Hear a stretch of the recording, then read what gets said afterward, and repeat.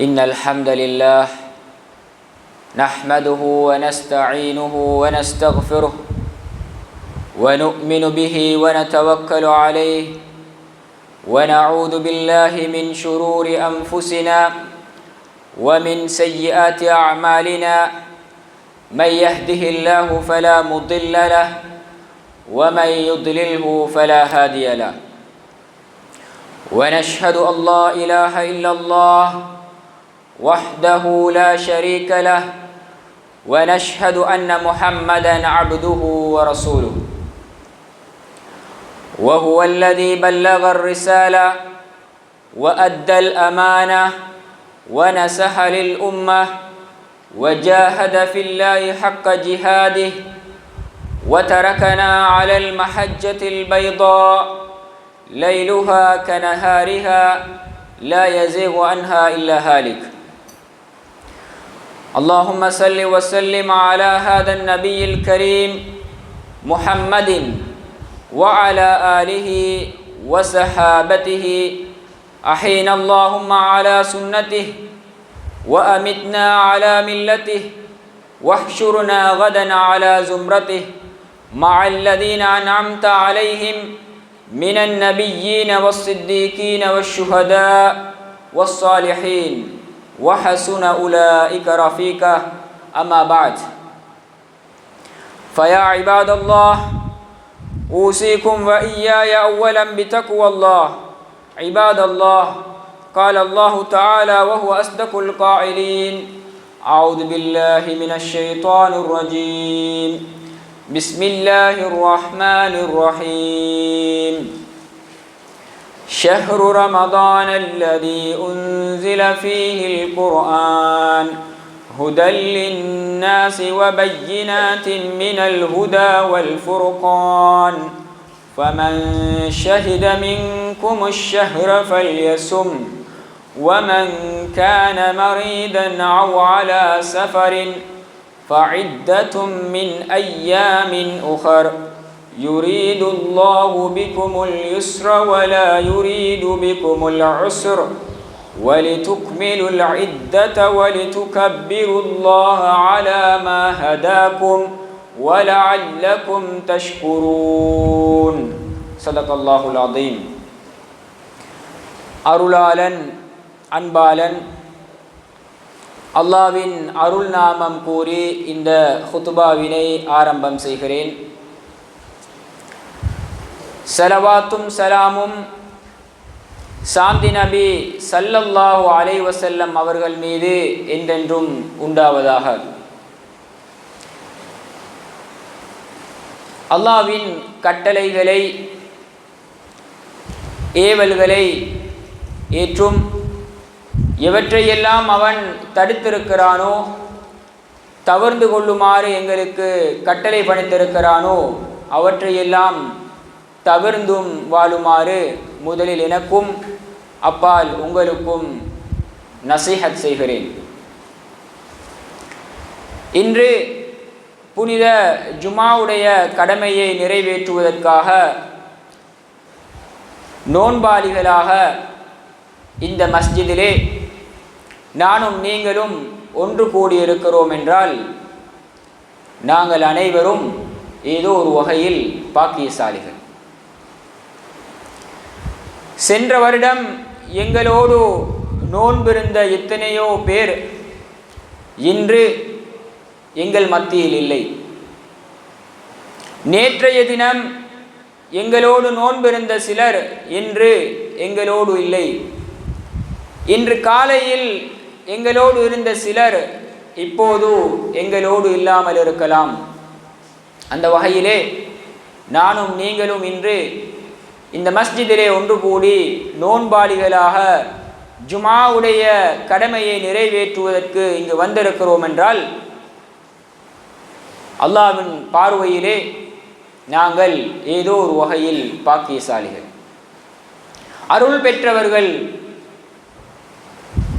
ஆனால் இந்த பாக்கியத்தை பெற்ற நிலையில் எத்தனையோ மனிதர்கள் துர்ப்பார்க்கியசாலிகளாகவும் வாழ்ந்து கொண்டுதான் இருக்கிறார்கள்.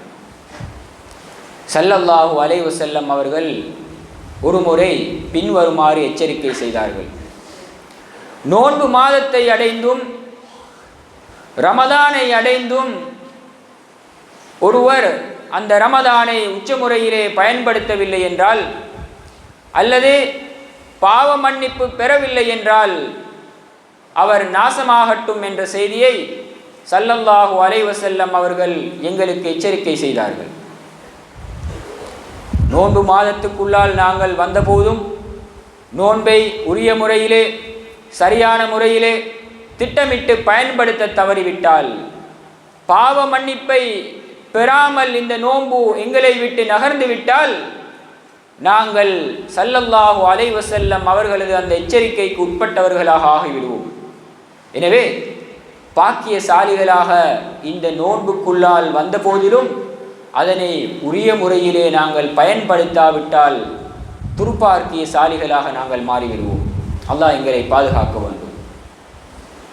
ஸல்லல்லாஹு அலைஹி வஸல்லம் அவர்கள் இந்த எச்சரிக்கையை செய்ததற்கான காரணம், இந்த நோன்பு பல அருள்களையும் நிஅமத்துக்களையும் பரக்கத்துக்களையும் சுமந்து எங்களை நோக்கி வருகின்றது, வந்துவிட்டது.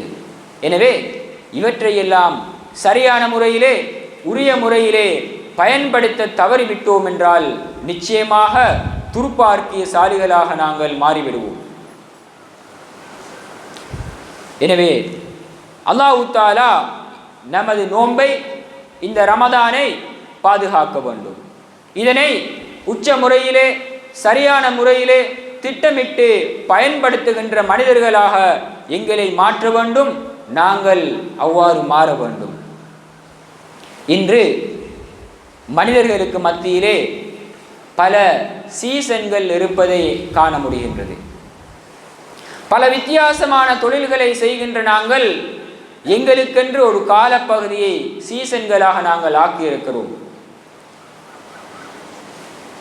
புடவை வியாபாரம் செய்கின்றவர்கள் நோன்பு பெருநாள், ஹஜ்ஜி பெருநாள் வருகின்ற போது அவர்கள் பிஸியாகி விடுவார்கள்.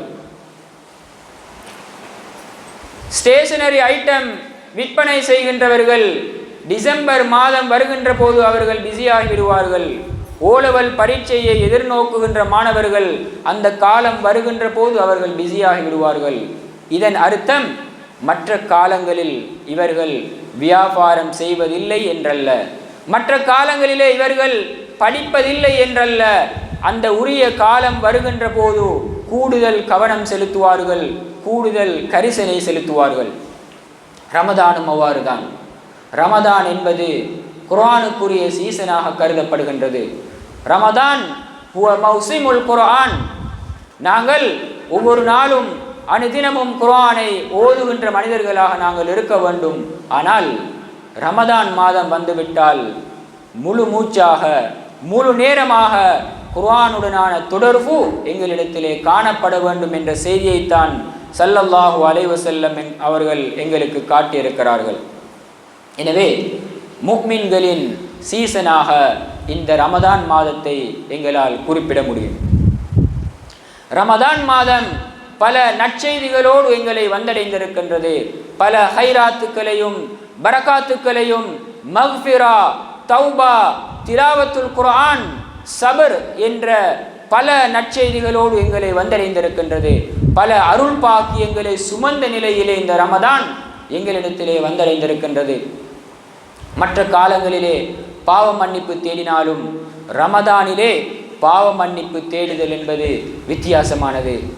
இதனைத்தான் ஸல்லல்லாஹு அலைஹி வஸல்லம் மேலே எச்சரிக்கை செய்தார்கள். ரமதானை அடைந்தும் பாவ மன்னிப்பு பெறாவிட்டால் அந்த மனிதன் நாசமாகட்டும் என்ற செய்தியை சொன்னார்கள். எனவே ரமதான் மாதத்திலே மிக முக்கியமாக நாங்கள் பாவ மன்னிப்பை தேட வேண்டும், அல்லாஹ்வின் பரக்கத்துக்களை பெற்றுக்கொள்ள வேண்டும், அல்லாஹ்வின் நன்மைகளை நாங்கள் அடைந்து கொள்ள வேண்டும். இவை அனைத்தையும் சுமந்த நிலையில்தான் ரமதான் எங்களை நோக்கி வந்திருக்கின்றது என்ற செய்தியை நானும் நீங்களும் விளங்கிக் கொள்ள வேண்டும். இப்படிப்பட்ட பல அருள் பாக்கியங்களை சுமந்து வந்திருக்கின்ற ரமதான் ஏன் முக்கியத்துவம் பெறுகின்றது?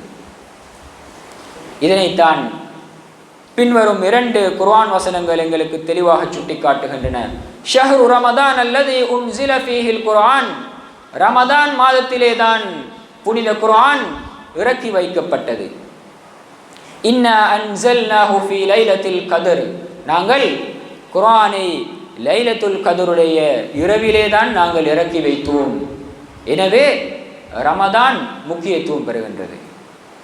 குர்ஆன் இறக்கி வைக்கப்பட்ட ஒரே காரணத்தினால் தான் ரமதான் இந்தளவு முக்கியத்துவம் பெறுகின்றது என்பதனை ஸல்லல்லாஹு அலைஹி வஸல்லம் அவர்களது கூற்றுக்களும் அல்லாஹ்வின் இந்த கட்டளைகளும் எங்களுக்கு தெளிவாக சொல்லி காட்டுகின்றன. அல்லாஹ் தஆலா 12 மாதங்களை படைத்து அதிலே ரமதானை மிக முக்கிய மாதமாக கருதி இருக்கிறான். காரணம் என்னவென்றால் அந்த மாதத்தின் ஒரு இரவிலே தான் அல்லாஹ் தஆலா இந்த குர்ஆனை இறக்கி வைத்தான். எனவே இந்த மாதம் மிக முக்கியமானது என்ற செய்தியை எங்களுக்கு தெளிவுபடுத்துகின்றது. குர்ஆன் மாத்திரம் இறக்கி வைக்கப்பட்ட மாதம் அல்ல ரமதான். நாங்கள் இஸ்லாமிய வரலாறுகளை படிக்கின்ற போது இப்ராஹிம் நபிக்கான கட்டளைகள் அனைத்தும் ரமதான் மாதத்திலே தான் இறக்கி வைக்கப்பட்டன.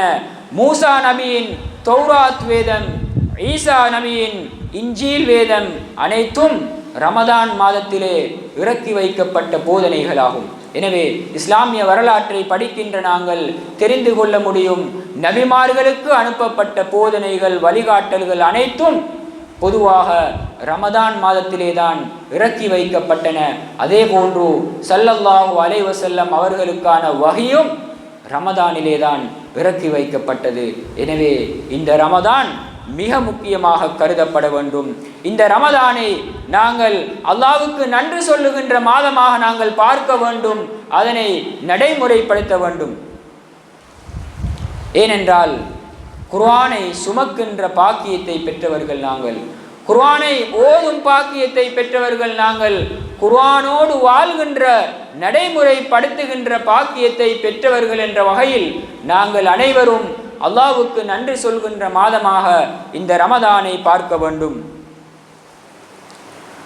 ரமதான் குர்ஆனுக்கு கூடுதல் கவனம் செலுத்தப்பட வேண்டிய மாதமாகவும் பார்க்கப்பட வேண்டும் என்ற செய்தியைத்தான் இஸ்லாம் எங்களுக்கு மிக தெளிவாக சொல்கின்றது. அன்பான இஸ்லாமிய சகோதரர்களே, நானும் நீங்களும் இந்த உலகத்திலே வாழ்ந்து கொண்டிருக்கின்ற அனைத்து மனிதர்களும் ஒரு பயணத்திலே இருக்கிறோம். ஒரு பயணத்தை நாங்கள் ஆரம்பித்திருக்கிறோம். இந்த பயணத்தின் கடைசி முடிவு, ஃபைனல் டெஸ்டினேஷன் சுவனமாக மாத்திரம்தான் இருக்க வேண்டும் என்று ஆசைப்பட்டவர்கள் தங்களோடு குர்ஆனை வழிகாட்டியாக சுமக்க வேண்டும். குர்ஆனை வழிகாட்டியாக சுமக்காத எவரும் ஃபைனல் டெஸ்டினேஷனாக, கடைசி இலக்காக சுவனத்தை அடைந்துவிட முடியாது.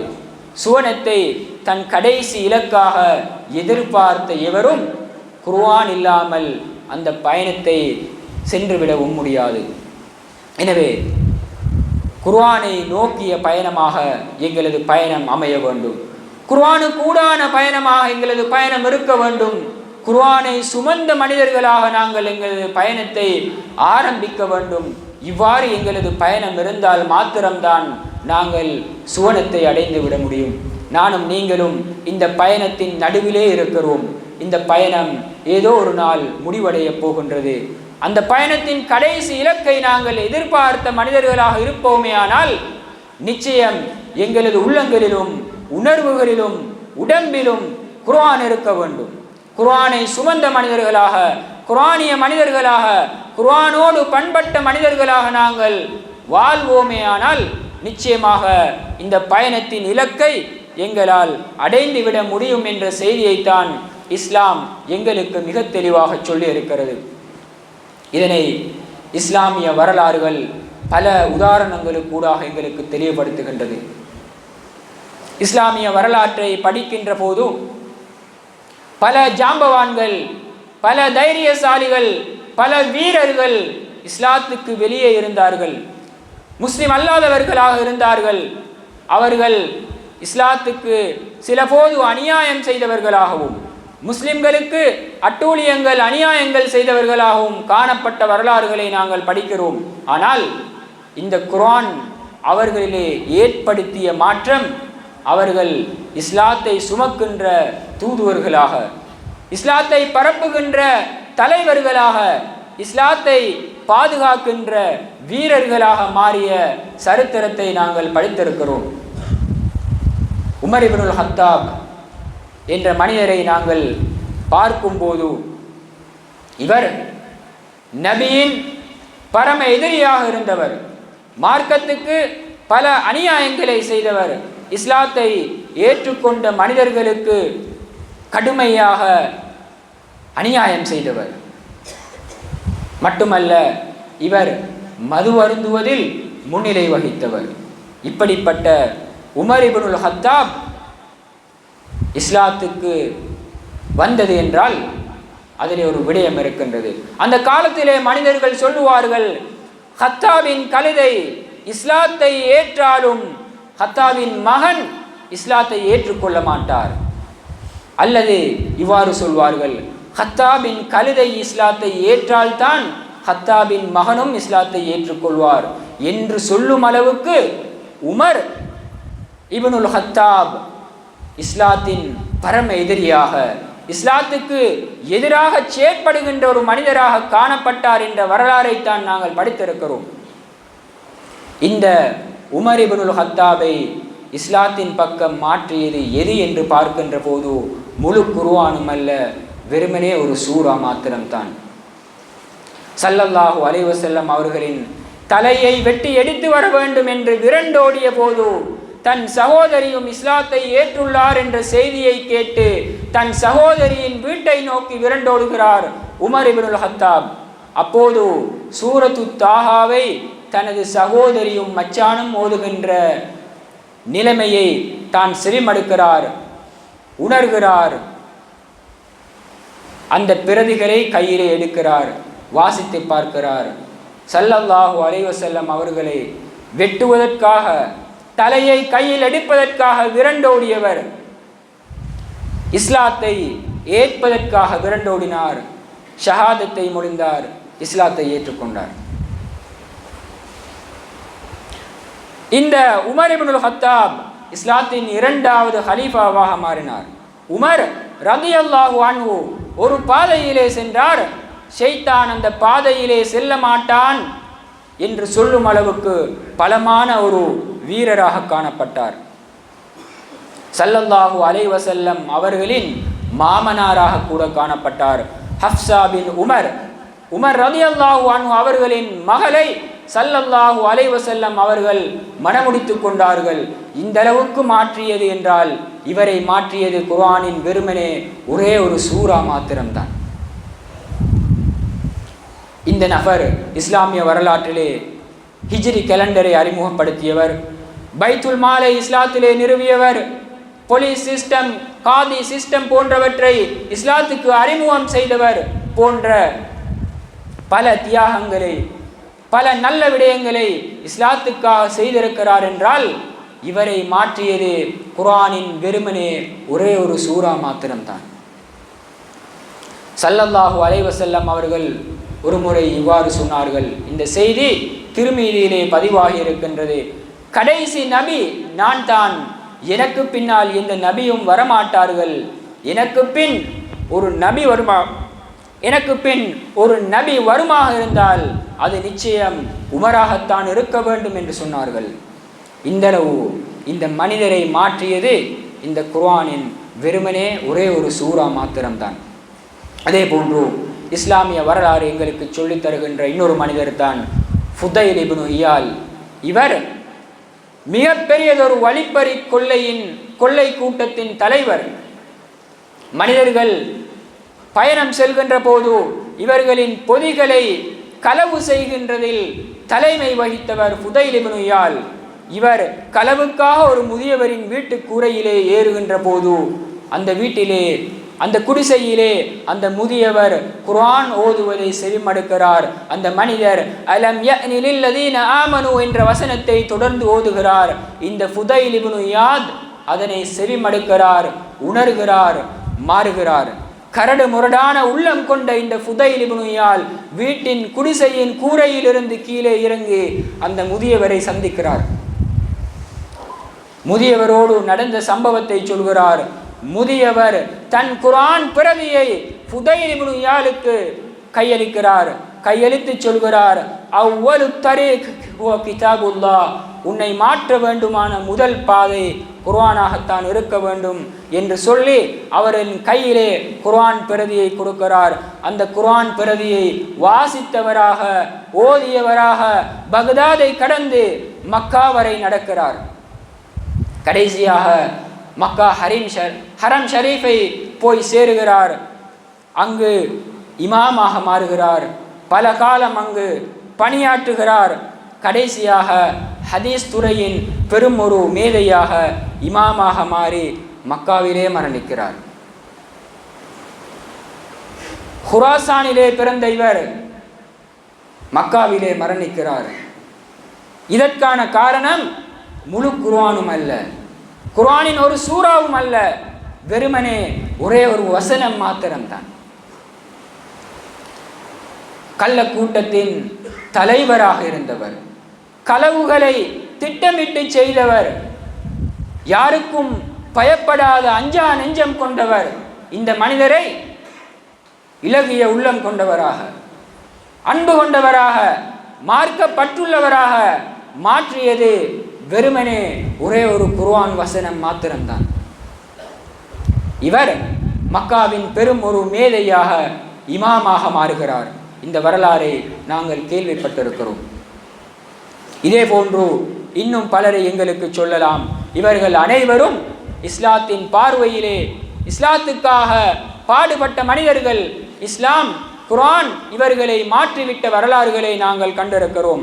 அதே போன்று இன்னொரு உதாரணத்தை எங்களுக்கு சொல்லலாம். யூசுப் இஸ்லாம் என்று அழைக்கப்படுகின்ற ஜஸ்டீஃபன் உலகத்தின் பிரபல்யமான பொப்பிசை பாடகனாக காணப்பட்டவர்.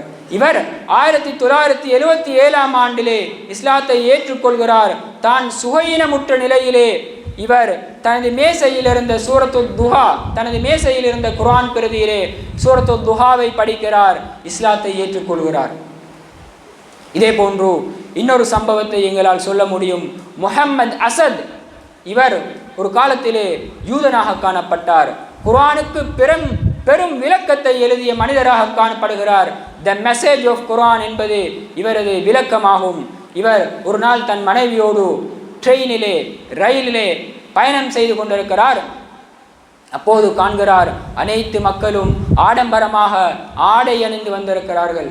ஆனால் அவர்களது முகத்திலே சந்தோஷத்தை காணவில்லை. மனைவியோடு கதைக்கிறார். பின் வீட்டுக்கு வந்து தன் மேசையில் இருந்த குர்ஆனை பிரட்டுகின்ற போது சூரத்து தகாசுரை படிக்கிறார். முழு குடும்பமுமாக இஸ்லாத்தை ஏற்றுக்கொள்கிறார்கள்.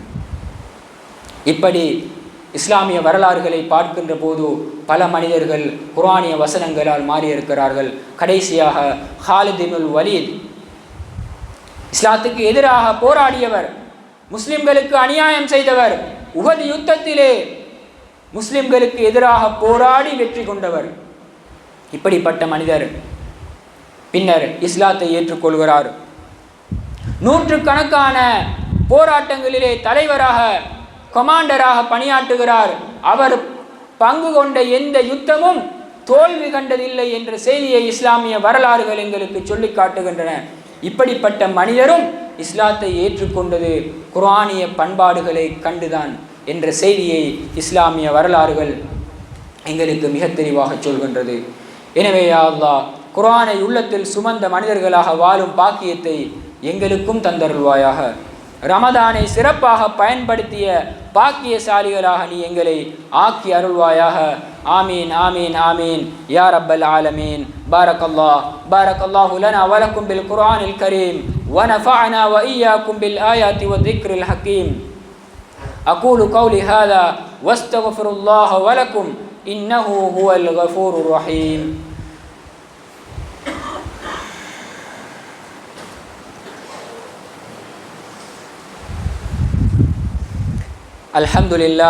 الحمد لله رب العالمين والصلاة والسلام على أشرف الأنبياء وسيد المرسلين محمد وعلى آله وصحبه ومن تبعهم بإحسان إلى يوم الدين أما بعد.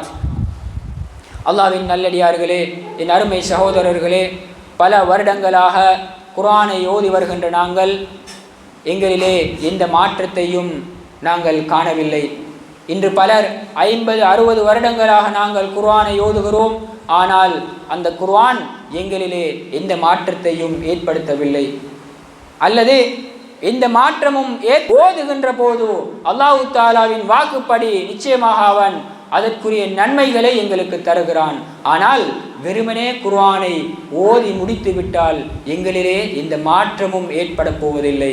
திலாவத்துல் குர்ஆன் என்பது குர்ஆனை நடைமுறைப்படுத்தல், வாழ்வில் கொண்டு வருதல், கடைபிடித்தல் என்பதாகும். எனவே கிராஅத்துல் குர்ஆன் என்பதனை விட திலாவத்துல் குர்ஆன் என்பதனை நாங்கள் செய்கின்ற போது நிச்சயமாக எங்களிலும் மாற்றம் ஏற்படும்.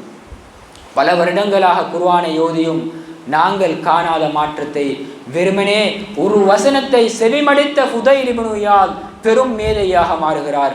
வெறுமனே ஒரு சூறாவை செவிமடித்த உமர் இஸ்லாத்தின் ஹலீஃபாவாக மாறுகிறார். வெறுமனே சூறாக்களை வாசித்து விளங்கிய இஸ்லாம் அல்லாத பலர் இஸ்லாத்தை ஏற்றுக்கொள்கிறார்கள் என்றால், பல வருடங்களாக குர்ஆனை வெறுமனே ஓதி விட்டு செல்கின்ற எங்களிலே மாற்றம் ஏற்படாமைக்கான காரணம் குர்ஆனை நாங்கள் விளங்கவில்லை, நடைமுறைப்படுத்தவில்லை, கடைபிடிக்கவில்லை என்பதனைத்தான் நாங்கள் விளங்கிக் கொள்ள வேண்டும். எனவே எங்களிலும் மாற்றம் ஏற்பட வேண்டுமாக இருந்தால் நாங்கள் உள்ளத்திலும் உணர்விலும் உடம்பிலும் குர்ஆனை அணைத்து கொண்டு குர்ஆனிய தொடர்போடு குர்ஆனிய மனிதர்களாக நாங்கள் வாழ்கின்ற போது நிச்சயம் அந்த மனிதர்களுக்கு ஏற்பட்ட மாற்றத்தை போன்று எங்களிலும் பல மாற்றங்கள் ஏற்படும் என்ற செய்தியைத்தான் இந்த இஸ்லாமிய வரலாறுகள் எங்களுக்கு சொல்லி காட்டுகின்றன. எனவே குர்ஆனை எடுத்தால் அல்லாஹ்வோடு பேசுகிறோம் என்ற உணர்வு எங்களுக்கு வர வேண்டும். குர்ஆனை ஓதுகின்ற போது, விளங்குகின்ற போது, படிக்கின்ற போது குர்ஆன் ஸல்லல்லாஹு அலைஹி வஸல்லம் அவர்களுக்கு சொல்லப்பட்ட செய்தி, அல்லது அந்த சஹாபாக்களுக்கு சொல்லப்பட்ட செய்தி, அல்லது அவருக்கும் இவருக்கும் சொல்லப்பட்ட செய்தி என்றல்லாமல் குர்ஆன் என்னோடு பேசுகின்றது, இந்த செய்தி எனக்கு சொல்லப்பட்டது, இது எனக்கானது என்ற சிந்தனையோடு நாங்கள் ஓதுகின்ற போது, பார்க்கின்ற போது, படிக்கின்ற போது நிச்சயமாக எங்களிலும் மாற்றம் ஏற்படும். எனவே மறுமையில் குர்ஆனின் சிபாரிசை பெற்ற மனிதர்களாக வாழ்வதற்கு அல்லாஹ் தஆலா அருள் புரிவானாக. وآخر دعوانا أن الحمد لله رب العالمين. أقول قولي هذا واستغفر الله ولكم ولذكر الله أكبر والله يعلم ما تصنعون. أقيموا الصلاة.